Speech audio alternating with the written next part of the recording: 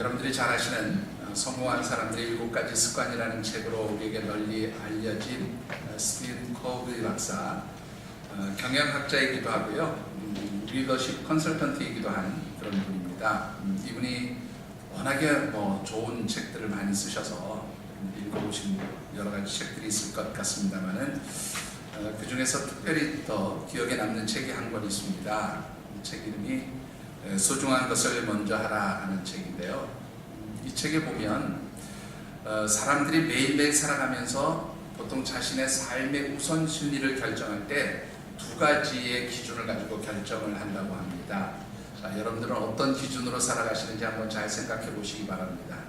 하나는 뭐냐면 긴급성에 따라서 내 삶의 우선순위를 결정한다는 거지요.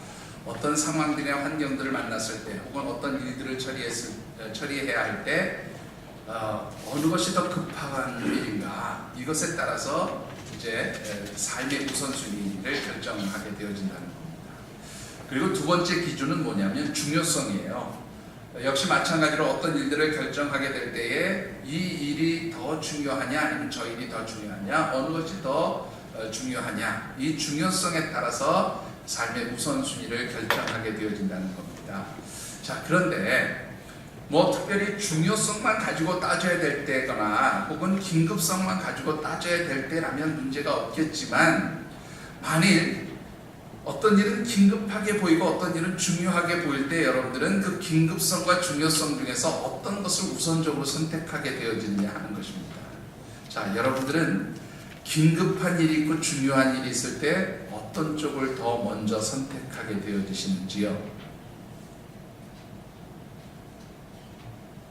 왜 아무 대답도 없으십니까? 한 번도 그런 생각을 해보지 않고 살으셨어요?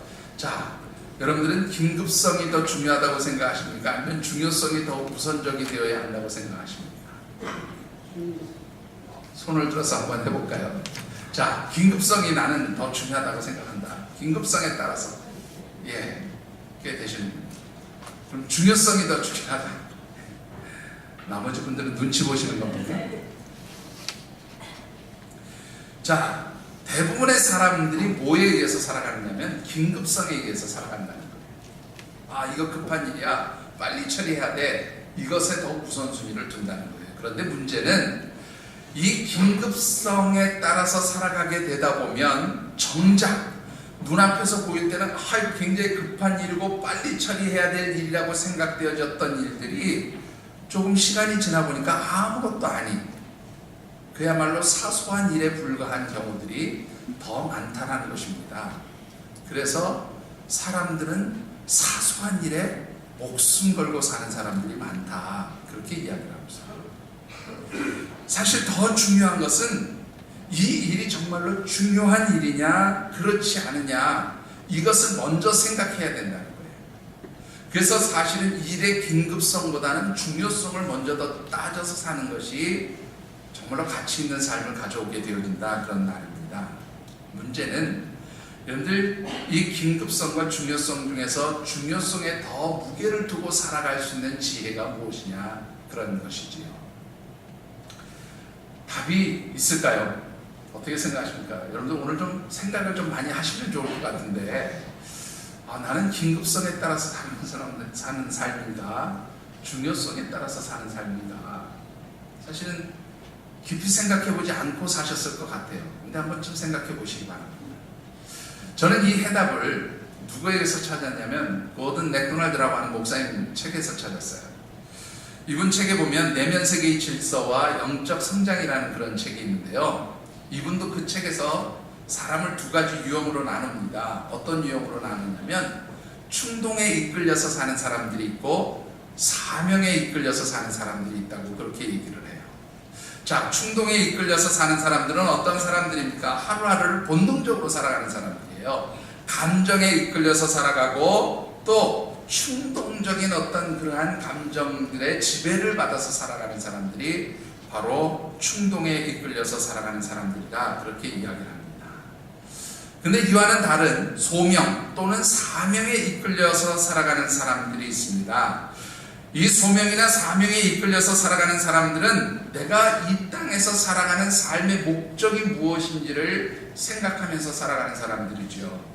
다른 말로 표현하면 하나님께서 왜 나를 이 땅에 보내셨을까? 그리고 그 하나님 나를 이 땅에 보내신 목적이 무엇인가? 왜 나는 하나님께 부르심을 받고 하나님의 백성 하나님의 자녀가 되었는가? 이것을 생각하면서 살아가는 사람들이 바로 사명을 따라 살아가는 사람들이라고 하는 것입니다. 재미있는 것은 충동에 이끌려서 살아가는 사람들의 삶의 우선순위는 항상 뭐에 두고 있느냐 하면 긴급성에 둔다는 거예요. 왜 그렇습니까? 충동적으로 오게 되니까 이게 뭐 급한 것 같아. 그리고 결정하는 일들이 많다 그런 말입니다. 그런데 사명에 이끌려서 살아가는 사람들은 무엇을 생각하는가 하면 어떤 일이든지 중요성을 생각해요. 내가 해야 될 일인지 정말로 이 일이 내 삶의 목적에 나의 사명에 맞는 일인지 이것을 판단하면서 삶의 우선순위를 결정하게 되어진다는 겁니다. 그러니까 중요한 것은 뭐예요? 여러분들이 진정으로 이 중요성의 우선순위, 삶의 무게를 두고 살아가려면 여러분들의 삶이 무엇에 이끌리는 삶이 되어야 하는가 하면 사명에 이끌리는 삶이 되어져야 한다. 그렇게 말씀을 드릴 수가 있습니다. 자, 8월에 우리 함께 나누는 말씀 주제, 오늘 마지막이죠? 한번 다시 읽어보십시다. 제가 오늘 떼겠습니다. 전도. 한 번 더 해보실까요? 전도. 제가 3주 동안 반복했고 4주째 반복합니다. 많은 사람들이 전도하라 그러면 그것은 정말로 특별한 은사나 달란트가 있는 사람들만이 할 수 있는 아주 그야말로 임파서블한 미션이다. 나에게는 불가능한 미션입니다. 라고 그렇게 생각을 한다는 것입니다. 그런데 하나님 말씀은 우리에게 이 전도의 사명은 임파서블한 미션이 아니라 누구나 다 할 수 있는 사명이라고 그렇게 말씀하고 있습니다. 그래서 8월 첫 주, 둘째 주에는 여러분들에게 우리 하나님의 백성, 예수 그리스도의 제자됨의 삶을 살도록 부르심을 받은 성도들에게 주신 사명이 전도의 사명이고, 또 이 천국 공동체의 모델이 되고 하나님 나라의 천국 잔치를 벌여야 할 잔치 공동체인 교회에 주신 사명이 바로 이 전도의 사명임을 말씀드렸습니다. 그리고 이 전도의 사명을 우리가 잘 완수해내기 위해서는 나 혼자 하는 게 아니고 누구라고 하라고요? 팀으로 해야 됩니다. 모든 사람들이 함께 할 때 이 전도의 사명이 아름다운 열매로 나타날 것이고, 특별히 우리가 팀으로 함께 움직일 때에 그 가운데 성령 하나님께서 우리의 팀원이 되어주셔서 이 전도의 사명을 감당할 수 있도록 도우신다고 말씀을 드렸습니다. 오늘 마지막으로 여러분들에게 드리고 싶은 말씀은 바로 전도의 사명이 내 삶의 목적이라고 생각하는 사람은 내 삶에 있어서 가장 중요하고 가장 우선적으로 해야 할 일들이 바로 기도하는 일이라는 것을 말씀드리고 싶습니다.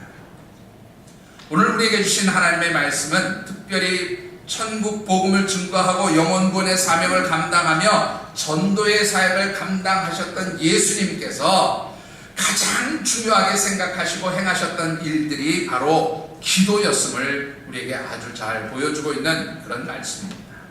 특별히 말씀을 묵상하는 가운데 우리 사랑하는 모든 하늘샘 가족들이 영혼구원의 사명, 복음 증거의 사명, 이 전도의 사명을 감당하기 위해서 우리의 삶이 참으로 하나님께 드려지는 기도로 채워지는 그러한 삶이 되어지시기를 주의 이름으로 축원합니다. 자, 오늘 주신 말씀을 통해서 우리 먼저 묵상해 보고 싶은 말씀은 예수님은 어떤 삶을 사셨던 분인가 하는 것입니다. 결론부터 말씀드리면 예수님 조금 전에도 말씀드렸던 대로 천국 복음을 전하며 영혼을 구원하는 전도의 사명에 사로잡혀서 사셨던 분이다. 그렇게 말씀드리고 싶습니다. 우리 38절 말씀 우리 함께 받들어 읽겠습니다.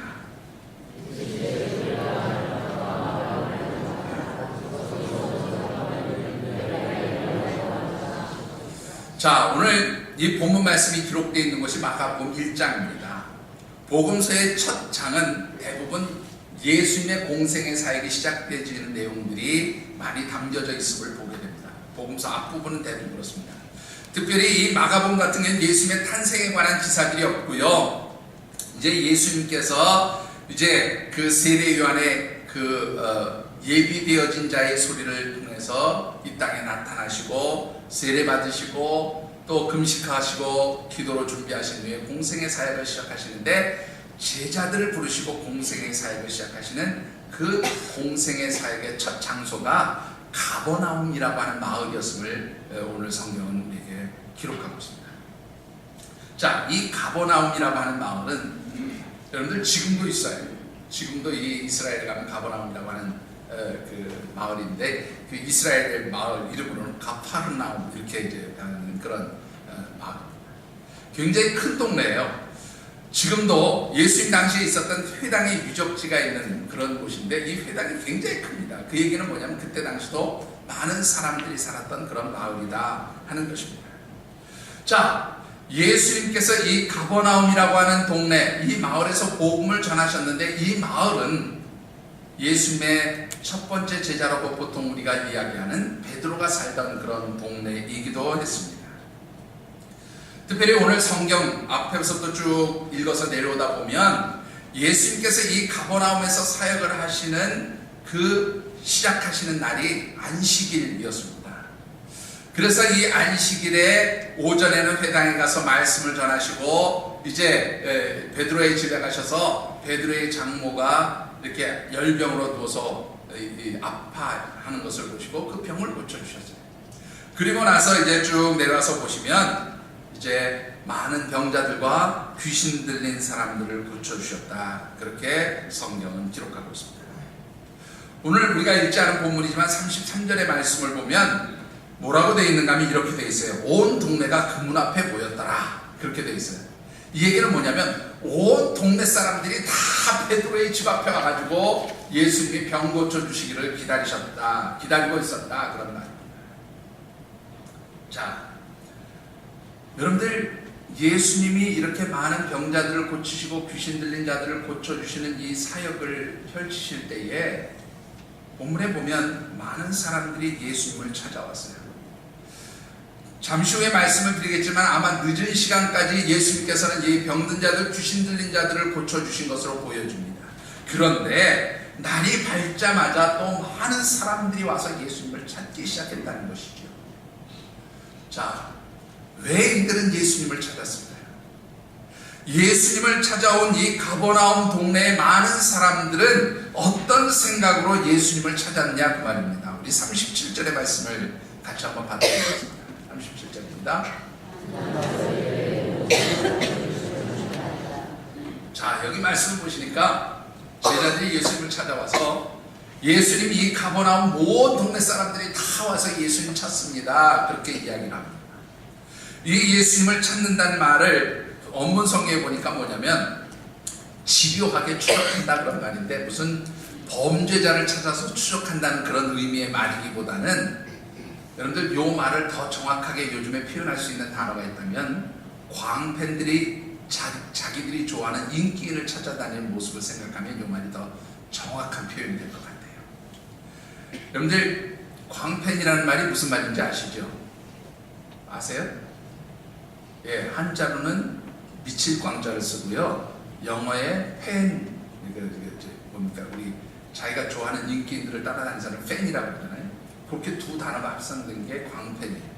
그러니까 자기가 좋아하는 어떤 연예인이나 인기 스타를 미친 듯이 쫓아다니는 것을 광팬이라고 그러는데, 오늘 본문에서 이 마을 사람들이 예수님을 찾는 모습이 마치 인기, 요즘으로 얘기하면 인기 스타를 찾아오는 광팬들과 같은 그런 모습이었다, 그런 말입니다. 왜 이들은 예수님을 이렇게 미칠 듯이 찾았느냐라는 것이지요. 여러분들 한번 잘 생각해 보십시다. 성경에 보면 이 예수님께서 어느 날 탁 혜성같이 나타나셔가지고 말씀을 증거하시는데, 이 말씀 가르치는 내용이 다른 바리새인들이나 혹은 서기관들과 같지 않다, 그렇게 기록하고 있어요. 그런데 그뿐이 아닙니다. 이 예수님 말씀을 가르치시더니 기도하니까 귀신 들린 자들이 정상적으로 돌아옵니다. 또 예수님 말씀하시니까 병든 자들이 낫기 시작합니다.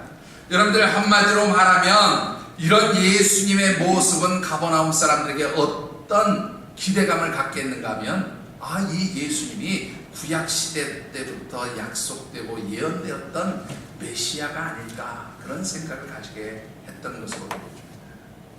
그런데 여러분들 이 당시에 이스라엘 백성들이 가지고 있었던 이 메시아에 대한 생각들은 사실 굉장히 세속적으로 왜곡되어 있었던 시대라 그렇게 말씀드릴 수가 있어요. 자, 무슨 말입니까? 여러분들 이스라엘 백성들은 하나님이 약속해 주신 메시아가 이 땅에 오시면 어떤 일이 벌어져요? 자, 이 메시아가 와서 이제 어떻습니까? 자신들의 나라 이스라엘을 잘 살도록 그렇게 만들어 주고 부강하게 만들어 줄 거라고 생각했어요. 그래서 이 이스라엘 백성이 된 나도 역시 뭐예요? 잘 먹고 잘 살게 될 것이다 라는 그런 세속적 욕망들이 이 메시아 사상에 담겨져 있었다. 그러니까 이 이스라엘 백성들, 이 가버나움 사람들이 예수님 메시아가 아닐까 그러고 찾아 나왔을 때 이들의 마음 가운데는 뭐냐면 자신들이 추구하는 이기적이고 세속적인 욕망들이 채워지기를 바라는 그런 마음들 가지고 예수님 앞에 나왔다라고 하는 것이죠.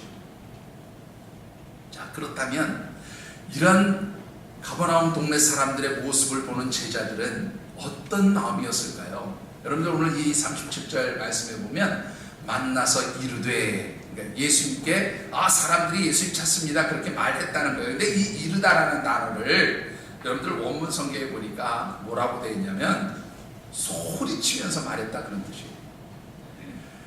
여러분들 왜 흥분하면 목소리가 높아지지요? 그렇지 않습니까? 특히 좋은 일에 흥분이 되면 막 사람들이 붕 떠서 얘기하는 상태가 있지 않습니까? 바로 본문이 이런 뜻이에요. 제자들이 지금 붕 떴어요. 왜 떴을까요? 제자들이 볼 때 여러분들 어느 날 갑자기 예수님 딱 나타나가지고 야, 내가 너희들 사람 낚는 어부가 되게 할게, 나 따라와. 그래가지고 이제 그냥 뭣도 모르고 따라가기 시작한 거죠. 근데 불과 며칠 지나지 않았는데 자기들의 스승으로 그렇게 모시기로 한 예수님이 갑자기 하루아침에 인기스타가 되기 시작합니다. 네? 사람들이 막 예수님을 찾아서 몰려오기 시작합니다. 이야, 이거 진짜 대단한 그런 분을 우리가 스승으로 모셨다, 이런 어떤 기대감들이 있었어요. 사실 오늘 본문에는 그런 내용들이 나오지 않지만 3년 내내 제자들의 생각 속에는 이 이스라엘 백성들과 다르지 않은 메시아관을 가지고 있었다 그 말이에요. 그것을 보여주는 대표적인 예가 무엇입니까? 여러분들 예수님께서 십자가의 죽음을 앞두고 예루살렘으로 올라갈 때에 제자들은 거기서 뭐 가지고 싸웁니까? 야, 예수님이 이제 하나님 나라를 회복하면 네가 우의정할 거냐 내가 우의정할까? 아니면 우리 형제 둘이서 우의정 좌의정하고 저것들은 그냥 그 다음 자리로 밀어버려야지. 이거 가지고 싸웠어요. 그러니까 이 제자들의 그 마음 속에도 뭐예요? 이 예수님을 통해서 자신들이 추구하는 이 세속적인 욕망들을 채우려고 하는 그러한 마음, 그러한 생각들이 가득 차 있었다는 거예요. 바로 그것이 흥분된 목소리로 드러나기 시작했다는 말입니다. 그런데 여러분들 이 38절의 말씀을 같이 한번 읽어보십시다. 예수님 뭐라고 말씀하십니까?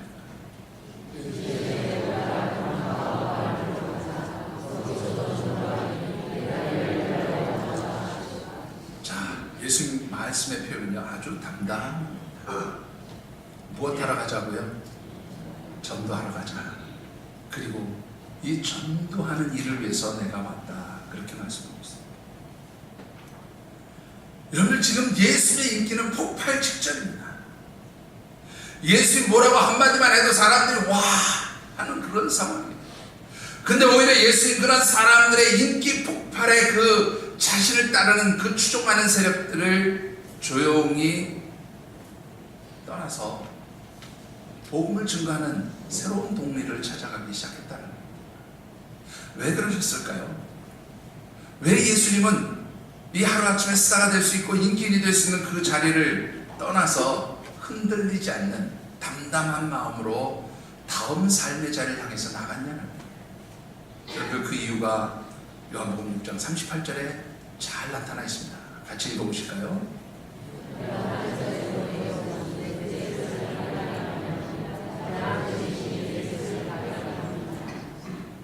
뭐 때문에요? 예수님 지금 전도하는 일은 나의 어떤 세속적인 욕망, 내가 출세하고 내가 잘되고 내가 성공하는 것이 내 삶의 목적이 아니라 그런 말이에요. 내가 전도하는 일은 바로 뭐예요? 나를 이 땅에 보내신 아버지 하나님의 뜻을 이루고 행하는 것, 그것이 바로 내 삶의 목적이라는 거예요. 다른 말로 표현하면 하나님 내게 주신 사명, 이 사명을 감당하는 것이 내 삶의 목적이다 그런 거예요. 왜 예수님께서 세상 사람들의 그 인기 혹은 세상 사람들이 정말로 광팬이 돼서 쫓아오는 그런 상황 속에서도 흔들리지 않았는가 하면 사명이 분명한 분이었기 때문에 그렇습니다. 삶의 목적이 분명했던 분이기 때문에 그래요. 여러분들 정말로 여러분들이 사명을 위해서 살아가면 여러분들 삶이 흔들리지 않습니다. 일이 일비하지 않습니다. 조금 힘들다고 금방 낙심하지 않습니다. 뭐 조금 잘 된다고 붕 뜨지 않아요. 하나님 주신 사명을 따라서 살아가는 사람들은 흔들리지 않습니다. 묵묵히 하나님께서 내게 주신 사명을 향해서 달려가는 것이 바로 사명자들의 모습이다 그런 말입니다.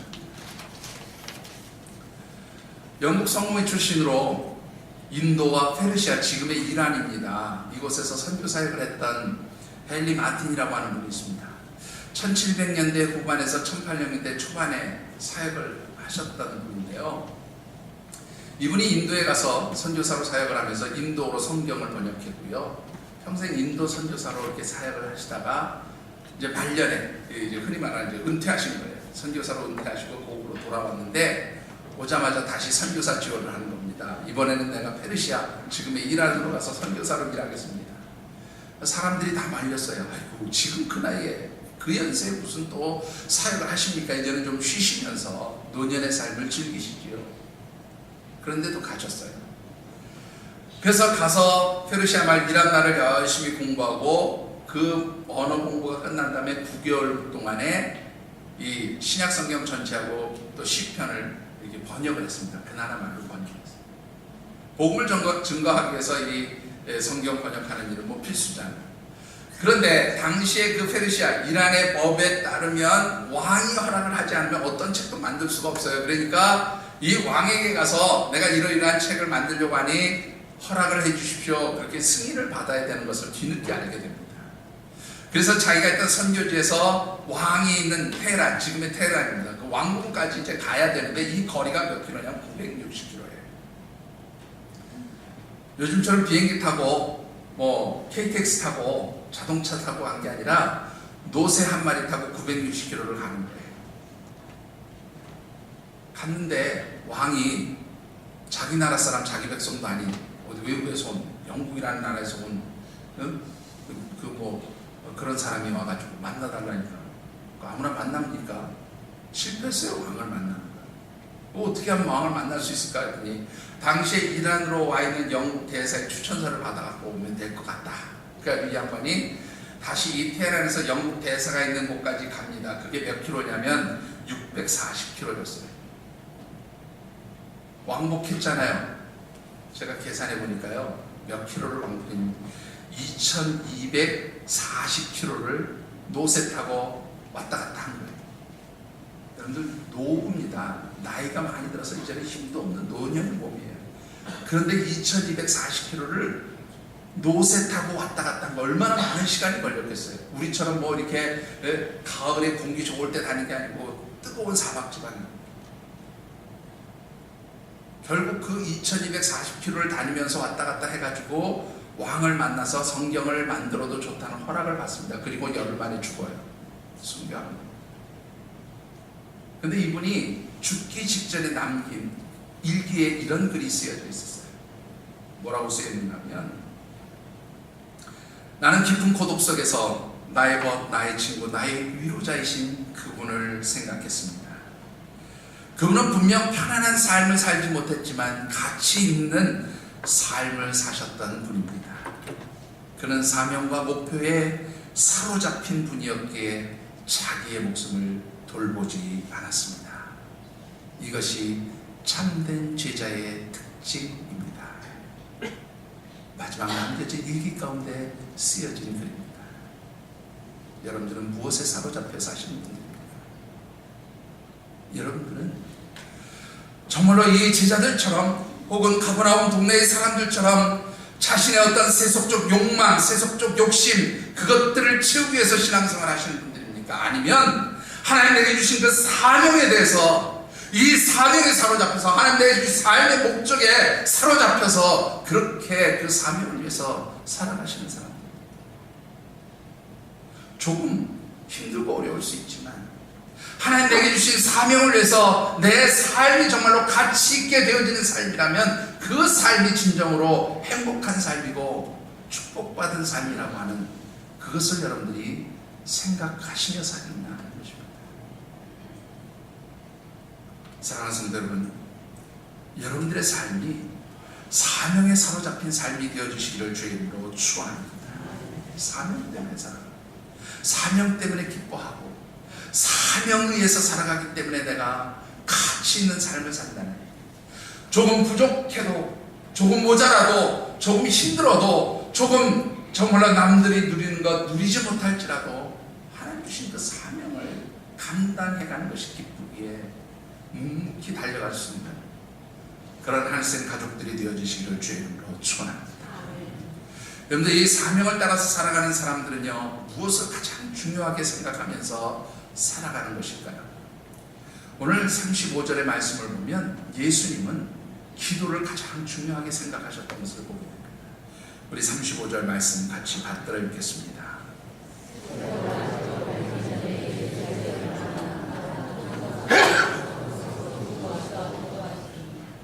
자, 예수님 이미 말씀드린 대로 사명에 사로잡혀서 사는 분이었어요.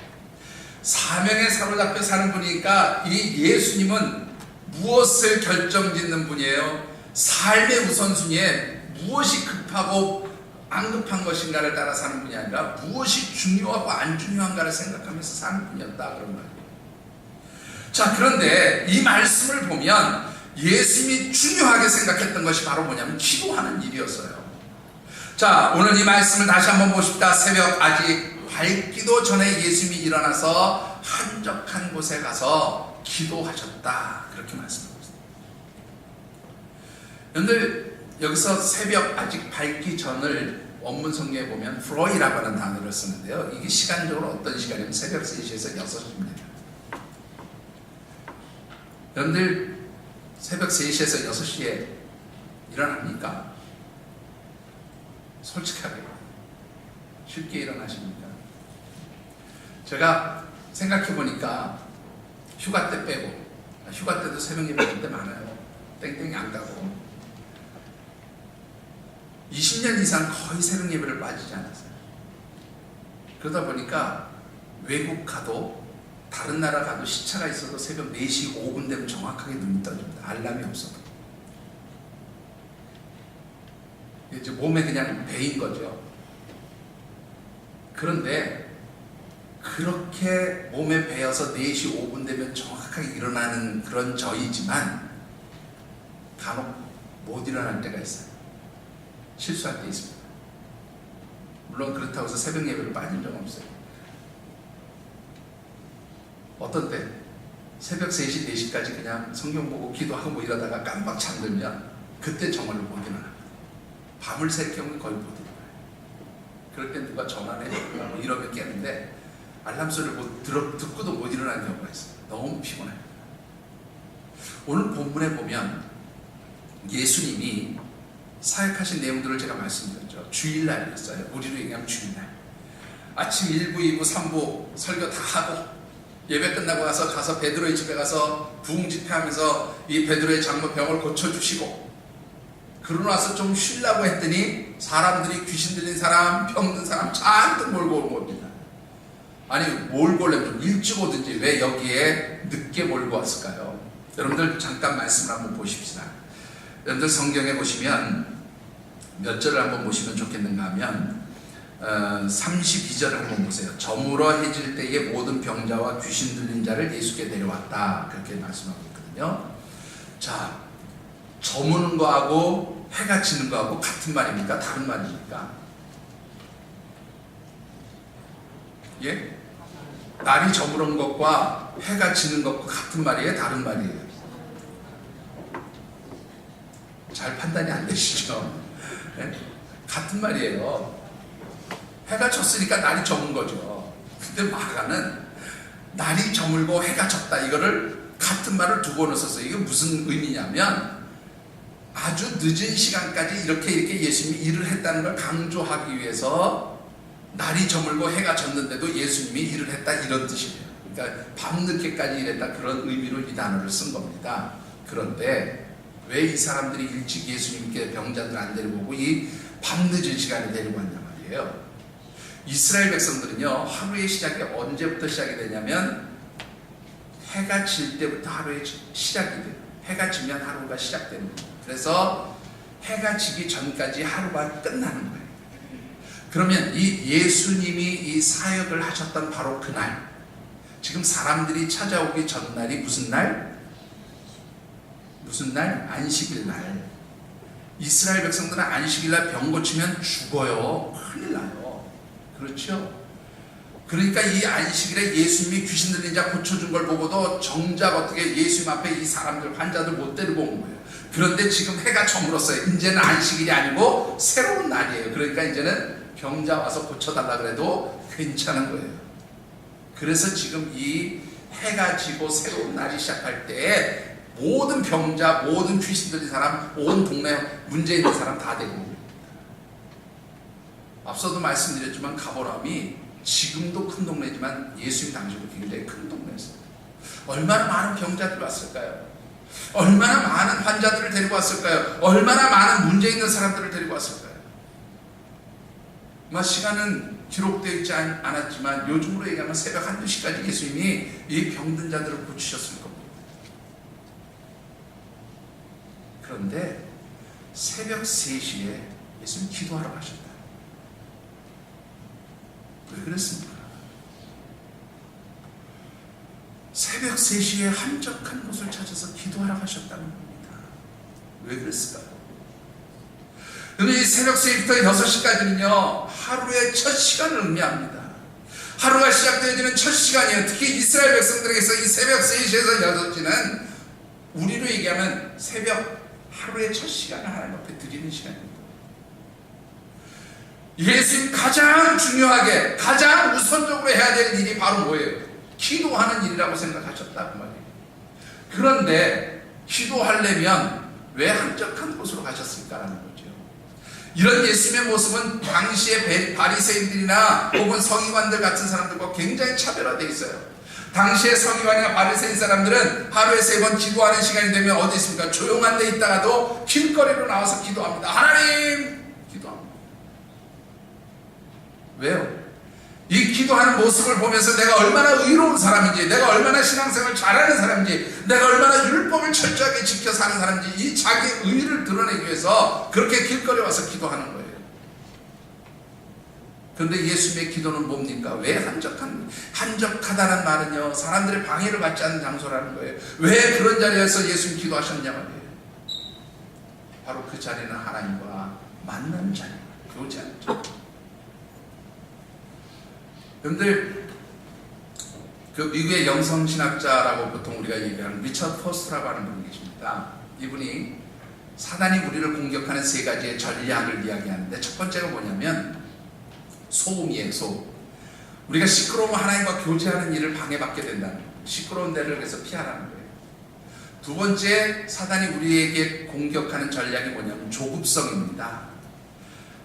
마음을 조급하게 만들면 기도하지 못하게 되죠. 세 번째는요, 달력 넘기는 소리와 자명종 소리가 사단이 우리를 공격하는 거예요. 이거 역시 시간에 쫓기는 것을 의미합니다. 시간에 쫓기다 보면 하나님과 교제하는 시간을 등한시하게 된다는 거죠. 그런데 이 3가지 중에서 가장 나쁜 게 뭐냐면 조급성이라고 얘기했어요. 조급성. 이 조급성은 사단에게로부터 나오는 것이 아니라 사단 그 자체다, 그렇게까지 얘기했어요. 여러분들, 삶에 있어서 조급하다라는 것은 우리를 기도하지 못하게 만드는 일이에요. 그런데 여러분들, 우리가 기도한다는 것, 하나님과 교제하는 시간을 가진다는 것은 다른 말로 표현하면 삶의 여백을 가지는 거예요. 삶의 여유를 가지는 거예요. 기도할 수 있는 사람이 여유가 있는 사람이지, 기도하지 못하는 사람은 끊임없이 쫓기는 사람이에요. 여러분들 잘 한번 보세요. 여러분들 스스로 생각해 보시기 바랍니다. 기도하면서 잠시 하나님 앞에서 나 자신을 비우고 하나님 앞에서 나를 비추어 보는 시간이 기도하는 시간입니다. 그렇게 나를 비우고 내 심령을 비울 때 하나님과 만나게 되면 그때 하나님 주시는 은혜가 있어요. 그때 하나님 주시는 능력이 있어요. 그때 하나님 공급해 주시는 힘이 있습니다. 기도는 나를 비우고 하나님 것을 채우는 시간입니다. 여러분들 라틴어에 파스타치오라는 단어가 있습니다. 스타치오, 파스타치오가 아니라 스타치오라는 단어. 이 스타치오라는 단어는요, 뭐 원문 그대로의 뜻은 그런 뜻입니다. 휴식, 정지, 뭐 잠시 머무름 이런 뜻인데 이 단어를 아주 흔하게 많이 쓰는 사람들은 수도사들이에요. 수도사들이 스타치오라는 단어를 아주 잘 씁니다. 이게 어떤 때 쓰냐면 이 수도자들이 저녁 기도 시간이 되면 이렇게 대열을 짓고 성전으로 이렇게 쫙 들어가요. 그럼 이제 성전으로 가면 자기 기도 자리가 있습니다. 그러면 처음에 집 앞에서 대열을 만들고 성전으로 들어가서 자기 자리에 앉아서 기도하기 직전까지 이 시간을 뭐라고 하냐면 스타치오라고 그렇게 얘기해요.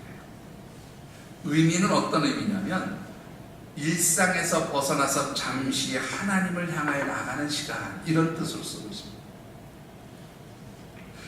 늘 예수님께서 가장 중요하게 생각하는 이 사명, 전도의 사명을 위해서 그 일이 가장 중요하고 가장 우선적으로 해야 될 일이라고 생각하시는 바로 그 예수님께서 그거보다 먼저 잠시 하나님 앞에 나아가서 하나님과 교제하는 이 기도의 시간을 더 우선적으로 가진 이유가 뭐라고 생각하십니까?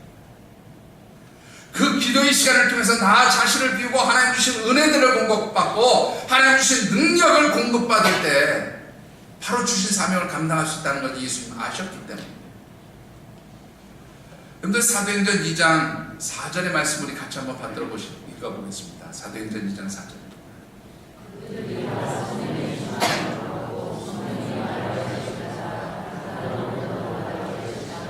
이 내용만 보시면 무슨 말씀인지 잘 이해가 안 되실 거예요. 예수님이 부활하시고 승천하시면서 너희가 성령이 너희에게 임하시고 권능을 받으면 예루살렘 온 유대 사마리아와 땅 끝까지로 내 증인이 될 것이다.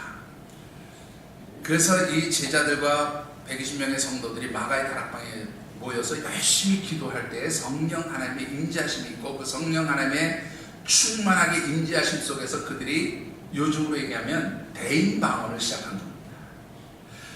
각 나라 사람들의 말로 복음을 증거할 수 있는 능력을 하나님 부어주신 거예요. 그래서 각 나라 사람들의 다른 언어들로 말하기 시작했어요. 그런데 이 능력이 언제 공급되었는가 하면 기도할 때에 성령 하나님 임재하심과 함께 부여된 능력이에요.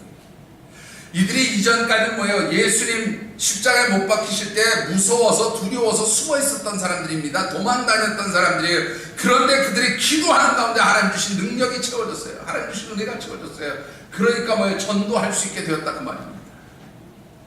여러분들 어떻게 생각하십니까? 전도 불가능한 일입니까? 예, 내 힘으로 하면 불가능한 일입니다. 그런데 여러분들이 기도할 때에 하나님, 성령 하나님이 우리의 팀원으로 함께 해주시고 하나님 능력 주실 때에 전도는 불가능한 사명이 아니라 여러분들이 기쁨으로 감당할 수 있는 사명이 되어주는 줄 믿습니다. 그렇게 여러분들 기도하여야만 전도할 수 있다, 그렇게 말씀드릴 수가 있어요.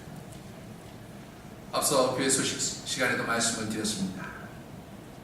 10월 21일까지 9월 1일부터 계산하면 꼭 51일이고요.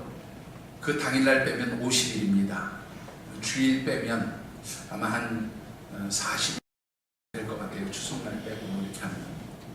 그런데 늘 주일 빼고, 주일은 우리 모두 다 모여서 함께 기도하니까 주일 빼고 이 40 며칠 되는 날 중에 단 하루라도 여러분들의 이름이 기록되어지기를 주님으로 축원합니다. 전도하기 위해서, 사명 감당하기 위해서. 내가 정말로 사명에 이끌려 사는 사람이라고 그렇게 스스로 생각하신다면 이 사명을 감당하기 위해서 하루라도, 아니 1분이라도 우리 하나님 성전에 나와서 여러분들이 기도할 수 있게 되기를 바랍니다. 그래서 이 50일의 시간 동안에 하늘샘 교회에서 기도가 중단되지 않는 그런 역사가 일어나게 되어지기를 바랍니다. 중복되어도 괜찮아요. 시간이 없으면 1분간 와서 기도하셔도 괜찮습니다. 꼭 하나님 성전에 올라오셔서 여러분 기도하시기 바랍니다. 한 번만 10번 하셔도 괜찮습니다. 매일 하셔도 괜찮습니다. 함께 기도해 주시기 바랍니다. 우리가 이렇게 하나님 주신 정말로 복음중과의 사명을 위해서 기도하면서 우리의 사역의 현장으로 나가게 될 때 어떤 역사가 일어나게 됩니까? 여러분들 39절 말씀 같이 받들어 읽겠습니다.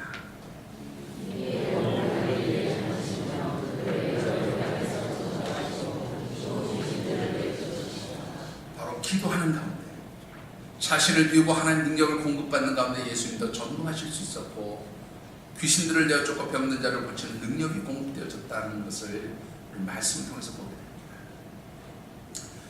길게 말씀드리고 싶지 않습니다. 여러분들 기도합시다. 그리고 기도하는 가운데 하나님 놀라운 능력의 역사들이, 영혼권의 역사들이 나타나게 되기를 주의 이름으로 축원합니다. 한 소녀의 이야기로 오늘 말씀을 맺고 싶습니다. 이제는 하나님 나라 가신 분이지만 우리에게 너무나 잘 알려진 빌리 그레이 연목사님, 이분이 영국에서 전도 집회를 할 때 일입니다. 아주 작은 한 어린 소녀가 이 전도 집회에 참석하면서 자기도 전도가 하고 싶어졌어요. 그래서 하나님 앞에 아주 치기 어린, 그러면서도 굉장히 독특한 기도를 했습니다. 무슨 기도를 했는지 이런 기도예요. 하나님, 나는 저 빌리 그레이 목사님처럼 많은 사람을 전도할 수 없지만 한 사람이라도 꼭 전도하고 싶어요. 그런데요, 이왕 전도할까 하나님, 내가 전도하는 사람이 가장 악하고 흉악한 사람이 내가 전도해서 예수 믿었으면 좋겠어요. 이런 기도를 합니다. 그리고는 이 어린 소녀가 자기가 하나님 앞에 기도한 내용을 이루기 위해서, 요즘으로 얘기하면 암흑가죠. 뭐 미국으로 얘기하면 할렘과 같은 범죄들이 막 일어나는 그런 거리를 이 꼬마가 이제 겁도 없이 막 걸어다녀요. 걷다 보니까 진짜로 그야말로 흉악하게 생긴 아저씨 하나를 발견합니다. 이 꼬마가 가서, 아저씨, 왜? 저랑요, 이 빌리 그레이엄 목사님 전도 집회 한 번만 가주시면 안 될까요? 이 사람이 어이가 없게 조그만 여자애가 와가지고 그러니까 얼마나 귀찮습니까? 야, 저리 가! 밀어버리고 갑니다. 쫓아. 아저씨, 한 번만 가주시면 안 될까요? 가라니까! 한 번만 가주시면. 아주 끈질기게 달라붙으니까 이 아저씨가 보니까 얘가 예쁘게 생긴 애가 와서 귀엽게 잡고 그러니까 그냥 마지막에 그래 가자 따라갔어요. 그리고 그날 이분이 예수 그리스도를 영접하게 됩니다. 그리고 나서 자기가 하던 일을 발표를 했어요. 이 사람의 신분이 뭐였을까요? 당시 북유럽의 모든 마피아를 관리하던 북유럽 마피아 지단의 최고 대장. 빌리 그레이엄 목사님 전도 일화에 나오는 그 집회 일화에 나오는 아주 재밌는 이야기 중에, 여러분들이 영혼권을 위해서 기도하시면 하나님 예비된 영혼 만나게 하시고 하나님 역사 이루게 하시는 줄 믿습니다. 기도합시다. 그리고 여러분들이 사명 감당하시는 능력의 사람들 되어주시기를 주의 이름으로 축원합니다. 요한복음 8장 29절에 이런 말씀이 있어요. 예수님 하신 말씀입니다. 나를 보내시니가 나와 함께 하시도다. 나는 항상 그가 기뻐하시는 일을 행함으로 나를 혼자 두지 아니하셨느니라. 여러분들이 하나님 기뻐하시는 일, 내게 주신 사명을 위해서 달려가게 되면 하나님 절대로 여러분들 혼자 두시지 않아요. 하나님 여러분들과 함께 하십니다. 하나님 능력 의지해서 정말 아름다운 사명의 역사들을 이루시는 우리 한세 가족들이 되어주시길 주의 이름으로 축원합니다. 기도하겠습니다.